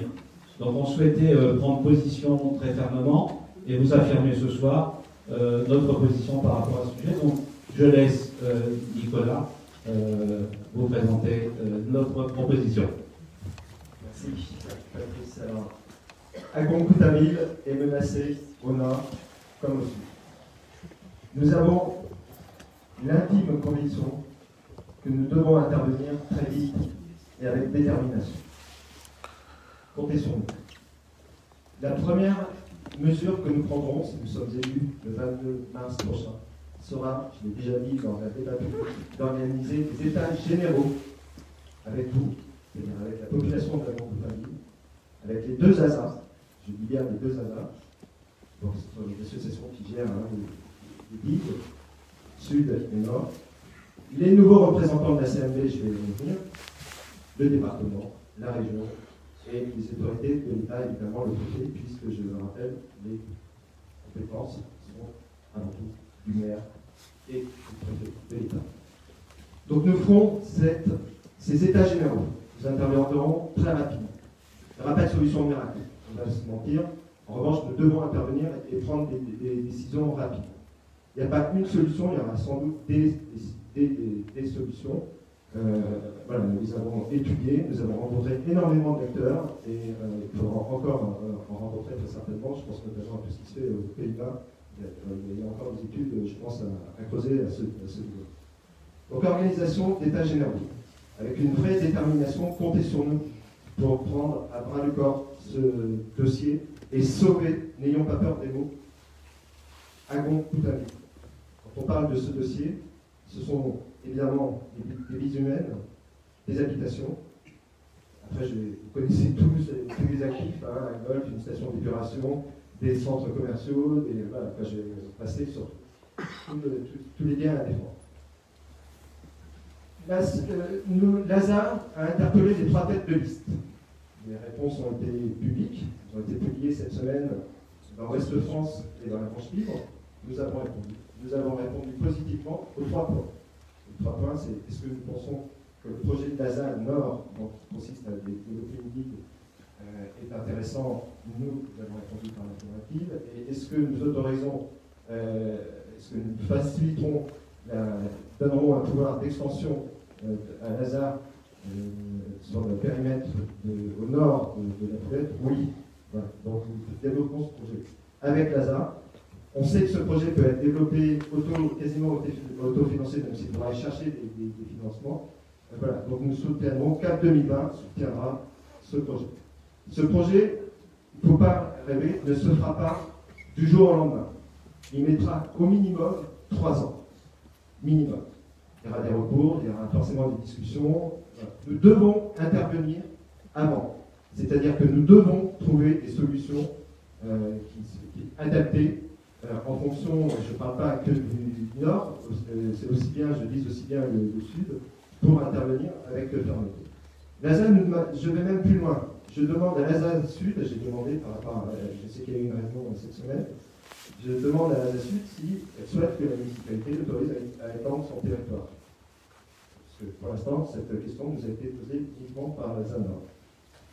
3e point, je l'ai dit dès le départ, et je suis convaincu, j'en suis convaincu. il va y avoir un nouveau paysage au sein de Coutances, Mer et Bocage, donc notre communauté de communes. C'est une réalité. Le maire de Coutances ne se représente pas, non plus. Vous connaissez mon discours maintenant par cœur, et vous voyez, il va y avoir aussi un changement de municipalité. Donc CAP 2020 a travaillé très activement et avec détermination sur ce sujet aussi. Nous sommes convaincus que le littoral doit avoir un rôle déterminant au sein de la prochaine CMD. De toute façon, je n'ai jamais dit que je voulais la présidence de la CMD, je dis simplement que le littoral doit clairement se positionner avec de convictions davantage affirmées au sein de cette communauté de communes. Nous avons rencontré énormément d'acteurs, de maires, de futurs maires. Évidemment, ce sont les électeurs qui font le suffrage, évidemment. Mais sachez qu'il risque de se passer, c'est pas il risque, il se passera forcément quelque chose à Blainville, puisqu'il y aura une nouvelle municipalité, quoi qu'il arrive. À Olbine-sur-Mer, ce sont des acteurs très dynamiques. Et nous avons la possibilité de former un littoral soudé et uni. Et plus nous serons forts, plus nous serons soudés et plus nous serons déterminés, plus on pourra sans doute intervenir sur les domaines. La vraie question aussi, ce sera de redéfinir un trait de côte. On sait, il ne faut pas se mentir, il y aura forcément des traits de côte qui devront être définis, de la même manière qu'il faudra tester certaines nouvelles techniques de protection. Voilà, donc ce trait de côte, plus le littoral sera soudé, plus le littoral sera fort, plus Agon-Puttainville sera défendu. C'est une conviction vraiment très forte de l'équipe. Parce que c'est notre avenir, c'est celui de nos enfants et de nos petits-enfants. J'ai 3 enfants, j'ai 3 petits-enfants. Donc c'est notre avenir à nous tous, nous toutes et nous tous que nous devons préserver. Nous avons cette ferme conviction de nous affirmer sur le littoral et de défendre notre littoral. C'est l'enjeu majeur aujourd'hui pour Agon-Puttainville. Évidemment, nous répondrons à toutes les questions concernant cette thématique.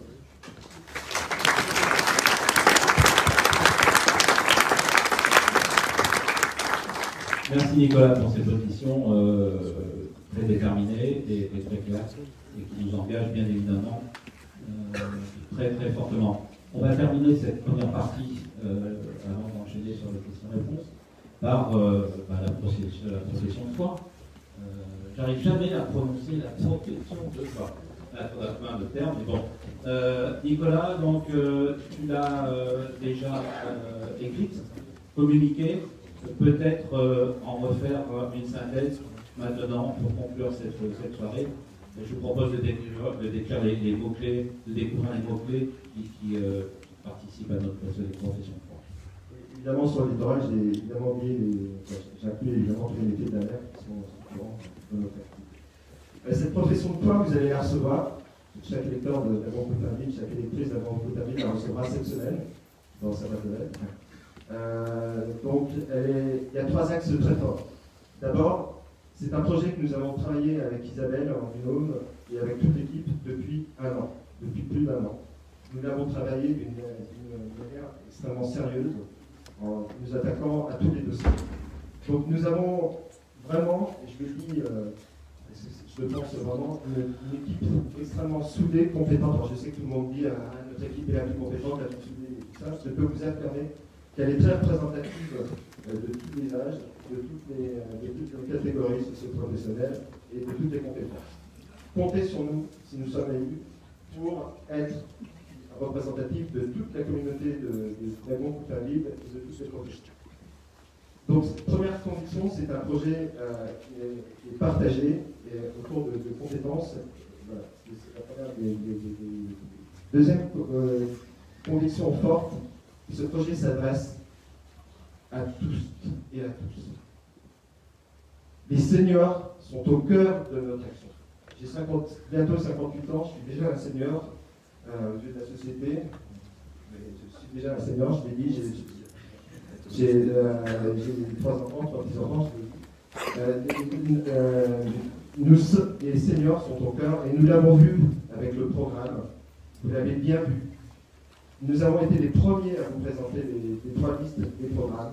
Et à chaque fois, vous avez vu, comme Anne-Marie vous a parlé tout à l'heure des grands thèmes, qui ont été abordés d'ailleurs dans les 7 thèmes, dans les 7 pôles de compétences, les seniors seront au cœur de notre action et de nos préoccupations. Pour autant, nous ne devons pas oublier la jeunesse. Agon-Coutaville doit aimer ses jeunes et les jeunes. Agon-Coutaville doit aimer les forces vives, ses forces vives. C'est très important. C'est un projet commun que nous vous proposons. J'en arrive à ma conclusion.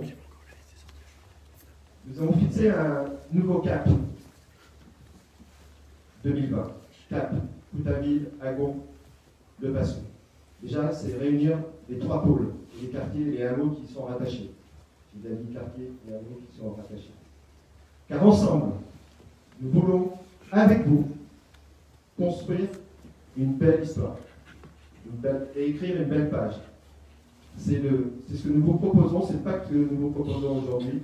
Nous avons besoin de vous, nous avons besoin de votre confiance et de votre soutien. Comptez sur notre détermination et sur notre envie pour réaliser ce projet, toutes et tous ensemble. Vive Agon-Coutaville!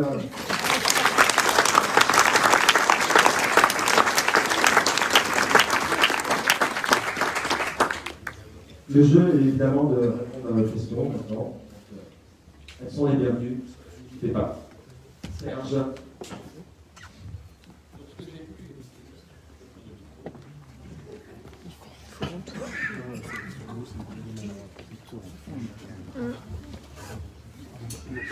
Avant de voir votre présentation, j'avais vu les différents programmes des 3 listes. Et j'ai retrouvé de nombreuses similitudes. Alors, est-ce qu'il y a eu de la copie?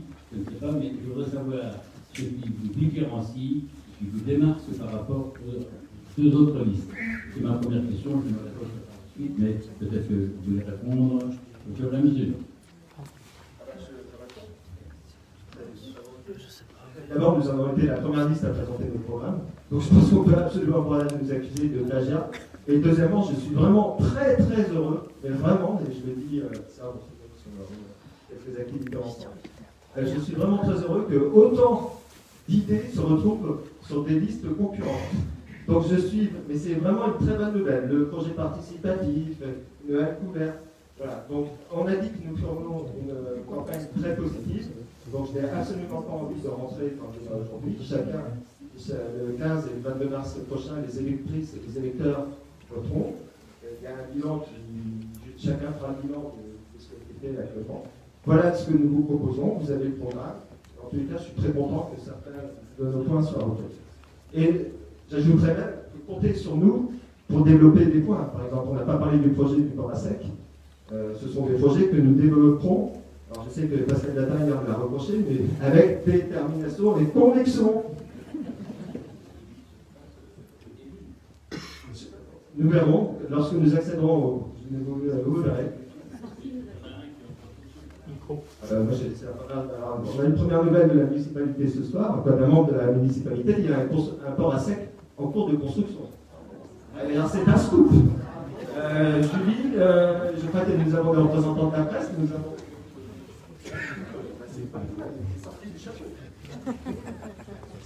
C'est la personne qui s'occupe de la gestion des bateaux, c'est-à-dire qui fait la mise à l'eau.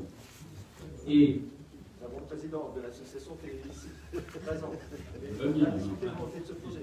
Donc rue des Miettes, il y a un terrain qui avait été loué par l'ex-communauté de communes de Saint-Malo et qui était loué pour l'euro symbolique.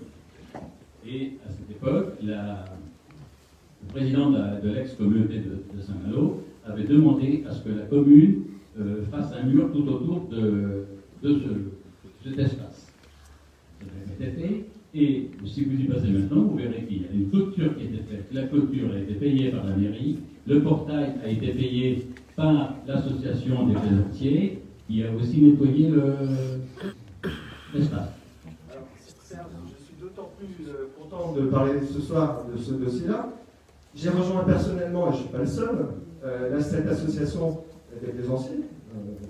Je suis adhérent, nous en avons plusieurs dans la salle. Donc j'apprends ce soir que nous avons un port à sec. Alors, président, C'est vraiment trésorier, vice-président. Bonsoir à tous.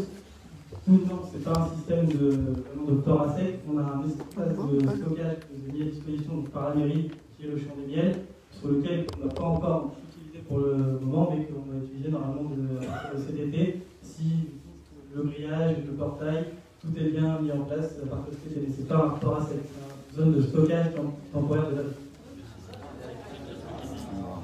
Une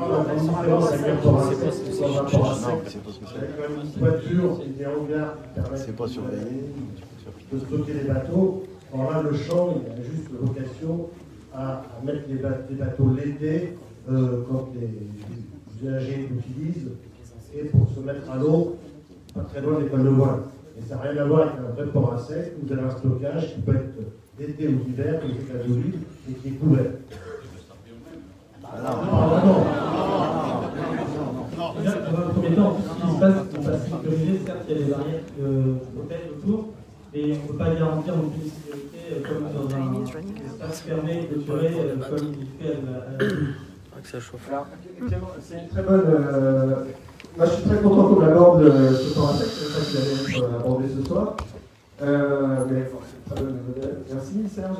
Je rappelle que celui de Gouville est plein et complet, que Gouville est en train d'en construire un deuxième, et que les ports à sec, parce que j'ai entendu la petite réflexion lors du débat public, ce n'est pas réservé, c'est pas une infrastructure qui est réservée pour des riches, il y a heureusement chacune peut être présencée ou mettre un bateau à l'eau. Et d'autre part, il y a un aspect social aussi, économique derrière. Vous avez parlé de Nicolas. Nicolas est dans une situation extrêmement précaire au sein de cette association. Et donc, nous avons, ça tombe vraiment bien, et d'ailleurs, je suis vraiment content de pouvoir exprimer ce soir à ce sujet. Avec Vincent, évidemment, avec Clément, pardon, qui est le président, et Vincent est activement engagé, et Isabelle et d'autres membres au sein sont présents dans cette salle. Nous faisons tout pour garantir un SMIC, l'équivalent d'un SMIC, à Nicolas, qui le président, tu peux présenter davantage le dossier, qui aujourd'hui n'a plus de droit. Quoi. Mais je ne sais pas si c'est le seul dossier intéressant de ce. D'autres questions ? C'est pas encore le moment pour parler de ça, parce qu'on a encore de structuration au niveau de l'association et de finaliser les termes du contrat Nicolas. Donc je pense que c'est un sujet vraiment qui concerne l'association et on parlera dès que tout sera acté et Ok, next. Voilà. D'autres questions ? Encore Serge ?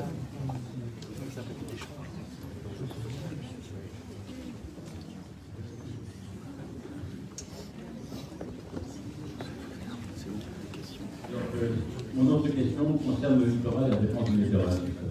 Alors, tout d'abord, pour ce qui concerne, il y en avait 40 heures par été. Non, il voudrait aller je sais pas, c'est Mathias qui disait ça. C'est pas une préoccupation pour la bonne raison, c'est que la question de la direction départementale du territoire et de la mer. Ils ne sont pas prêts de laisser à l'ASA la gestion de cette partie du littoral. Ensuite, quant aux arrangements, on peut bien faire des arrangements, mais cependant, ils seront décidés à la fois par le préfet et la direction départementale du territoire et de la mer. Et le préfet, tout comme cette direction départementale, sont défavorables à un arrangement, car au fur et à mesure des années, le sable qui est au pied des arrangements s'en va. C'est ce que l'on peut constater aussi bien au nord qu'à l'Alpe-de-Voile. Il n'y a plus de sable, et s'il n'y avait pas de réensablement au niveau de la cale du centre, il n'y aurait plus de sable non plus, parce qu'il se crée une nouvelle énergie lorsque les vagues déferlent sur les rochers, et le sable, cette énergie, emporte le sable vers le large. Ensuite, donc, voilà pour... Ensuite, j'ai une autre question concernant justement les projets actuels. On en a un petit peu abordé le sujet. À propos de la maison des associations, je ne vois pas comment on peut arrêter certains projets qui sont lancés. Donc il faut bien aller au bout, sachant que théoriquement la maison des associations doit être terminée pour le début septembre. Ensuite, le foyer des marais, dont je vous ai parlé tout à l'heure, On a eu de nombreux aléas, c'est vrai, mais les entreprises ont été choisies et les travaux pourraient commencer, je dis bien pourraient, hein, parce que non mais on pourrait commencer. Oh, s'il vous plaît, oui. C'est à la mairie, c'est bon. Non, mais par exemple, ce que vous allez faire, c'est des projets futurs, comme la démolition de Saint-Cardinal, l'aménagement de la place de Gaulle, le hameau Cochard et le pont noir. Bon, merci. Ah, question. Oui, bien sûr. Oui, mais bon, vous avez une réunion publique mardi prochain. Donc défendez votre programme. Allez, allez.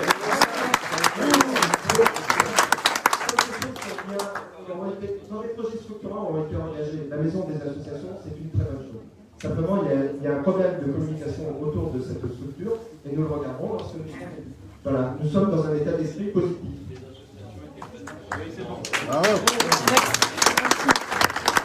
L'intérêt attiré sur la première intervention, c'est qu'il faut informer, communiquer. Aux trois listes, informer, communiquer, ce sera déjà un bon progrès. Parce que le citoyen doit informer des projets en cours. Moi, j'avais une remarque sur les piscicades, vous avez répondu parce que vous allez appliquer la loi LEUR, je pense.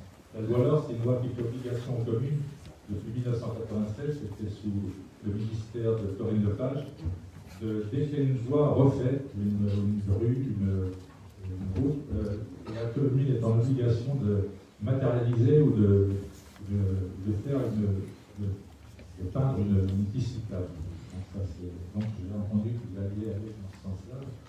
Voilà. Moi j'ai une remarque à faire, c'est sur un constat d'abord. À Gontainville, les terrains sont chers, l'habitat est cher pour ceux qui veulent acheter, mais on peut avoir des moyens. Et la commune de Gontainville se situe dans la Manche proportionnellement au nombre d'habitants. C'est une commune riche. Alors moi, mon souci, c'est de savoir quels sont vos projets par rapport, parce que autre remarque ou constat, la côte ouest, c'est le bassin d'emploi qui est très favorable dans la Manche. Un bassin d'emploi, il y a... Donc, pour les personnes modestes, pour les personnes qui ont des moyens, des revenus moyens, est-ce que vous avez des projets pour le loyer social, pour du loyer modéré, et là c'est sur la propriété. Et puis, deuxième question, si je peux me permettre, c'est court, ça va être court. C'est que, comment exercerez-vous l'autorité municipale ou l'autorité publique? Je parle des crottes de chiens sur le trottoir, sur les trottoirs, sur les branches qui dépassent des propriétés privées, qui vous font descendre du trottoir pour aller sur la rue, des stationnements, des voitures sur le trottoir qui font des piétons descendre sur la rue pour pouvoir...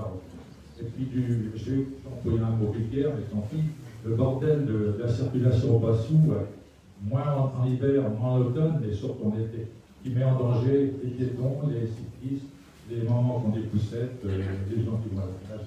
Voilà.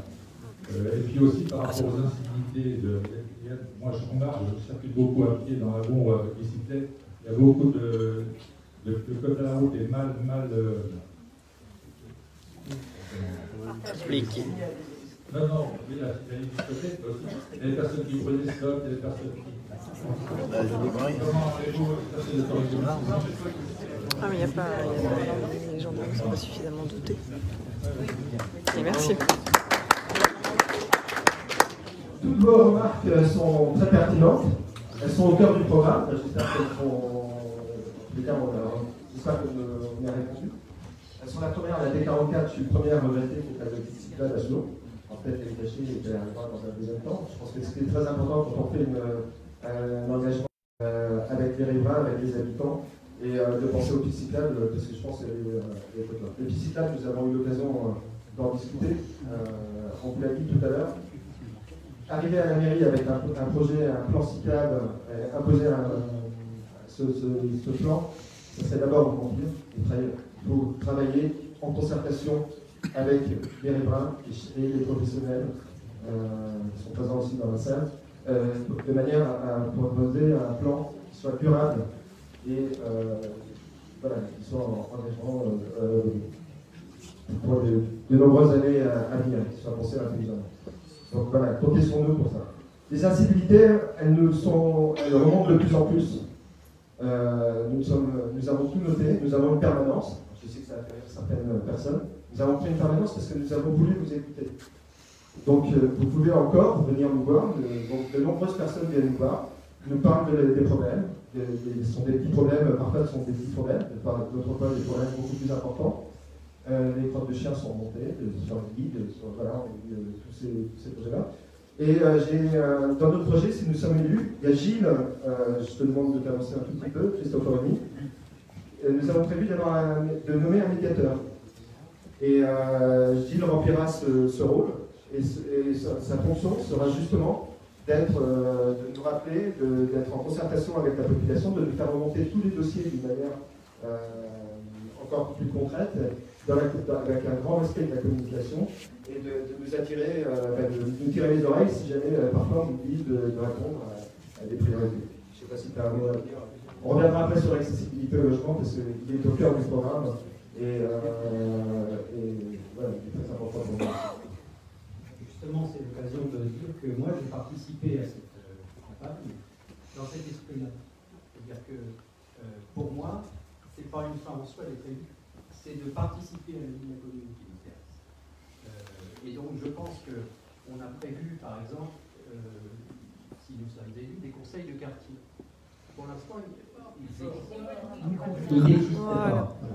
Donc je pense que ça peut faire partie des choses. Et moi, quoi qu'il arrive, je serai l'un des premiers à mettre en place et à fonctionner dans ce cadre-là, dans ce cadre de ces conseils de quartier, pour remonter les informations. Je le fais déjà tous les jours. Où j'habite, tout autour, les gens je ne sais pas pourquoi, peut-être parce que moi je suis à leur écoute, simplement, ils me font part de leurs demandes, de leurs griefs, des difficultés qu'ils peuvent rencontrer. Et c'est un des éléments qui a permis de contribuer à donner certains aspects importants à au programme que nous avons élaboré. Voilà. Et tous ces points évoqués seront remontés par celui-là. En 6 ans, la Grande Ville a gagné 6 habitants. L'avantage chiffre, c'est un chiffre de l'INSEE. Donc ça veut dire que nous avons un vrai problème pour faire venir soit des personnes plus jeunes, soit des personnes qui ont des difficultés financières. Qui n'ont pas les budgets nécessaires pour pouvoir s'installer à la Grande Ville. Soit des seniors qui ont envie aussi de s'installer. Donc nous l'avons dit tout à l'heure avec des convictions. Nous regarderons ce dossier avec une extrême attention aussi et détermination. Voilà, il y a des projets qui sont en cours. Nous organisons l'année prochaine une réunion avec le Tour d'Agon. Nous discuterons du projet qui est en cours, qui a été lancé par la municipalité. Vous voyez, nous sommes aussi dans un état d'esprit très positif, c'est-à-dire qu'on regardons des dossiers qui peuvent être structurants. Nous pensons que le projet du Hameau de Chartres peut être structurant. Nous le regarderons. Nous avons eu une réunion la semaine dernière avec le pôle santé qui a aussi identifié, qui a permis d'identifier aussi peut-être des terrains sur lesquels on pourrait développer et faire proposer une accessibilité voilà, soit avec des jeunes, soit vraiment il faudra regarder le format proposé. Et sachez-le, c'est au cœur de notre programme et ça sera, on le fera aussi avec une grande conviction. Je ne sais pas, Isabelle, tu veux dire un mot sur ce sujet? Question.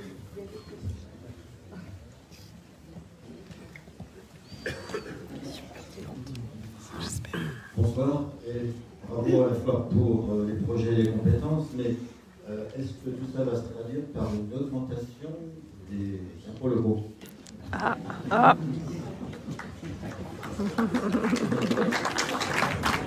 Très bonne question. Delphine, tu es prête à intervenir? Non, nous maîtriserons les impôts, les postes. D'ailleurs, ça sortait aussi tout à l'heure, ce sont des dépenses maîtrisées. En revanche, nous prenons un engagement, c'est qu'il ne faut plus répartir les investissements inégalement sur les 6 années à venir. Le budget 2020 n'a pas été voté, il sera voté en avril. J'ai montré une slide qui n'a pas forcément plu, mais c'est une slide qui correspond à la réalité. Vous trouverez sur notre site et sur notre Facebook, où on voit que la plupart des investissements ont été réalisés de ce mandat, du dernier mandat, ont été réalisés la dernière année. Voilà, donc nous souhaitons intervenir tout au long de cette année du mandat voilà, intelligemment, ne pas augmenter les impôts, ils font tout. Et c'était bien noté sur une slide, pas sur un diaporama, pardon. Nous prendrons aussi l'engagement de travailler des dossiers, soit avec des subventions, soit avec des apports privés. Et il y a beaucoup de possibilités dans ce domaine. Et croyez-nous, nous sommes un groupe. On a déjà été sollicité d'ailleurs, ce qui est très intéressant dans cette préparation, depuis la préparation, mais vraiment dans le cœur de la campagne. Ce qui est très intéressant, c'est qu'on a beaucoup d'acteurs qui sont déjà implantés à Goncoutainville, avec de grosses structures, et voilà, qui ont envie encore de se développer et qui le font, qui financeront eux-mêmes leur propre croissance, mais qui ont besoin d'un soutien de la municipalité.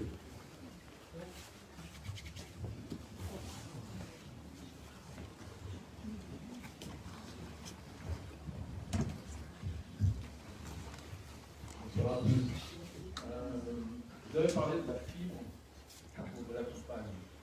Comment comptez-vous concrètement Plus près. Non mais il va répondre, ne vous inquiétez pas. Vous avez parlé de la fibre de la campagne. Comment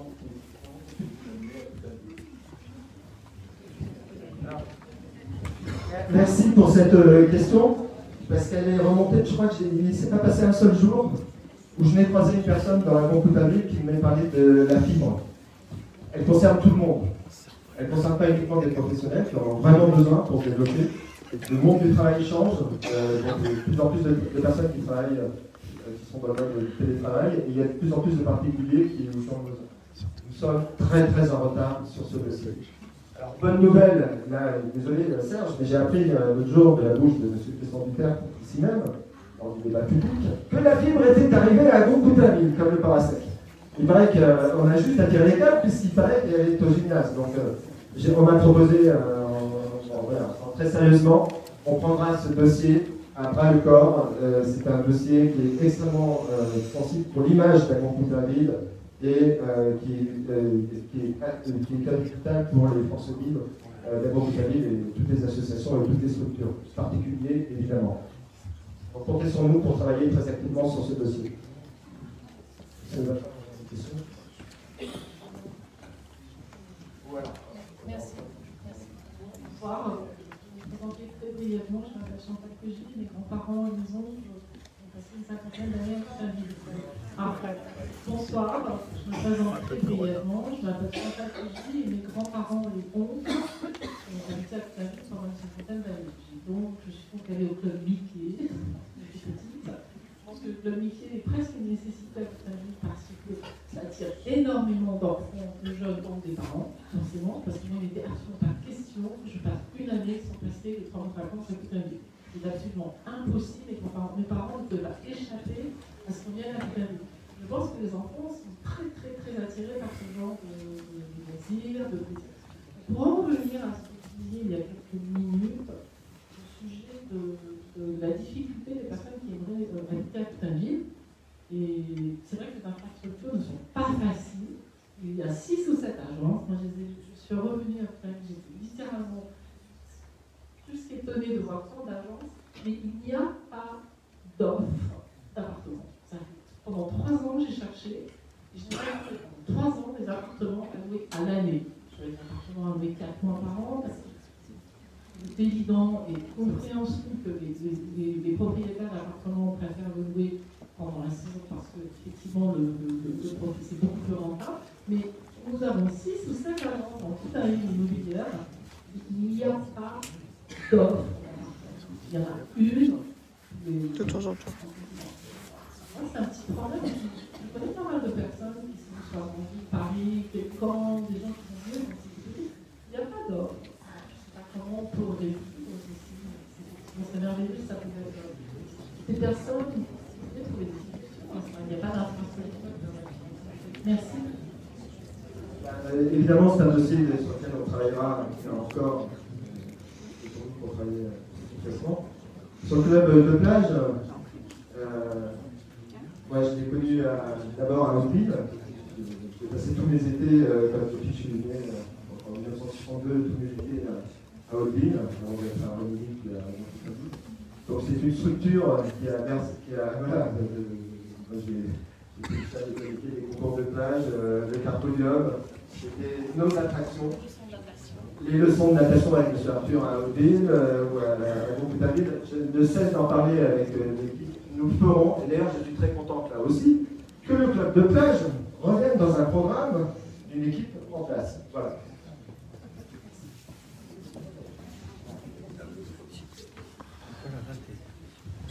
Merci. Rapidement, 2 points que je n'ai pas senti évoquer dans le cours de cette réunion. Vous l'avez évoqué rapidement en fin de l'intervention de Mme Bouillet. Vous voulez attirer beaucoup de monde, oui, touristes, ainsi de suite, mais où est l'immeuble capable de réunir 500 personnes pour des événements? Ce problème de salle des fêtes qui est récurrent depuis 12 ans, on en parle dans les programmes électoraux, c'est la Résienne.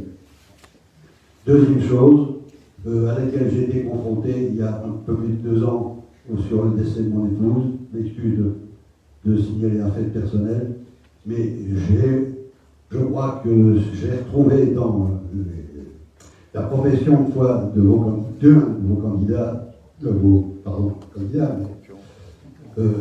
concurrents, c'est la mise à disposition d'une salle pour les obsèques civiles des personnes, pour le respect des consciences et des religions. Nous avons eu l'occasion d'en discuter en tête-à-tête à la permanence. Nous avons été très sensibilisés avec toute l'équipe à ce problème, à ce sujet-là. Donc c'est vrai qu'il ne figure pas au programme, mais il sera, si nous sommes élus, au cœur de notre action et nous en discuterons. Personnellement, j'ai perdu mon père le 17 juin dernier, qui a été incinéré, donc j'ai été aussi un peu confronté malheureusement à cette triste période de la vie. Donc nous en avons conscience et Isabelle, un thème qui tient évidemment à cœur à tous nos colistiers et celui du cimetière. C'est un sujet que nous avons placé et qui sera placé au cœur de la discussion. C'est vrai que je crois que vous avez évoqué, vous ne figurez pas dans notre programme, mais ce n'est pas parce qu'il ne figure pas dans notre programme que nous resterons inactifs. La salle, attends, la salle. Sur la salle, oui, c'est une évidence. Si nous sommes élus, il faut repenser une salle. Il faut revoir le fonctionnement du foyer des Marettes. Nous en avons discuté aussi. Le garantir, évidemment, la gratuité, nous l'avons dit au beau jeudi. Voire améliorer les fonctionnalités de ce foyer. Moi, je pense que c'est un foyer, il y a une enveloppe de 500 000 € qui va être investi autour de ce foyer pour le rendre beaucoup plus moderne et dynamique. Et il manque de toute manière, il faut refaire cet espace culturel, il faut repenser le cinéma. Et nous avons vu, et là nous ne pouvons pas tout passer en revue, nous avons vu beaucoup d'acteurs aussi, on parle beaucoup de sport, de culture, mais il y a beaucoup de choses à faire dans le domaine de la musique, de la danse. Et nous réfléchirons très rapidement aussi à des structures adaptées pour toutes ces activités si nous sommes élus. En tout cas, nous en avons conscience et elles nous ont été largement remontées aussi. Nicolas, excusez-moi. On va prendre 2 questions encore, on a une contrainte de temps. Il y a une séance de cinéma et on doit absolument libérer la salle dans les minutes qui suivent, mais on va prendre votre question. N'hésitez pas à venir discuter avec nous à la permanence ou à prendre contact avec nous via notre Facebook. Nous sommes là toute la semaine pour répondre à vos questions. Donc nous avons voté l'autre dimanche à Coutaville avec 3 listes en présence. On peut penser que la primo sortant jouant son rôle, la liste de la municipalité actuelle arrive en tête. Si vous repartez dans les mêmes conditions au 2e tour, on n'aura rien changé. Si on veut changer les choses, je pense qu'il faudra composer avec l'autre liste d'opposition. Est-ce que vous êtes prêts à, si on veut vraiment faire bouger les choses, à composer pour essayer de faire bouger vraiment les choses? Alors merci pour cette question très pertinente. Je ne partage pas du tout votre point de vue. D'abord, nous allons arriver en tête.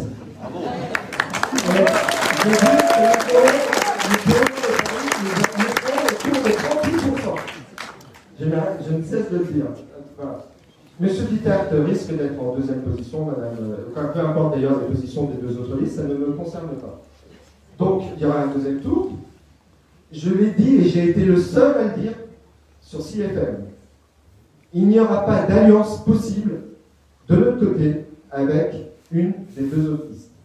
Il n'y aura pas, je le répète, il n'y aura pas d'alliance de notre côté. Parce que d'abord, nous sommes convaincus que nous allons gagner avec nos compétences, notre état d'esprit, et surtout avec le projet commun que nous avons envie de partager avec vous. Et c'est ensemble que nous allons le réaliser. Maintenant, ce qui se passera entre les deux autres listes ne me regarde pas. J'espère avoir répondu avec questions.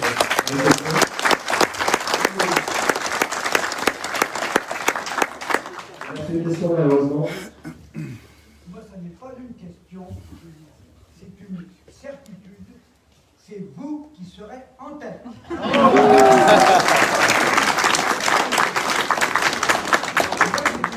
Personnel, et je sais avec véracité certaine, je peux vous le garantir, vous serez en tête.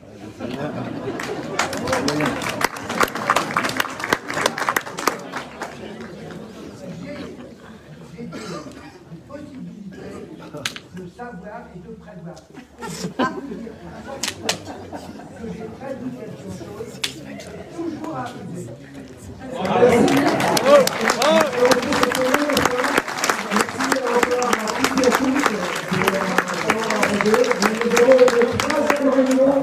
Sans doute le 17 mars, cette fois sans liste partenaire. Et le 9 mars, nous proposons donc tous les habitants et habitantes du Bourg-Lagon de venir avec nous. Merci, merci. Merci.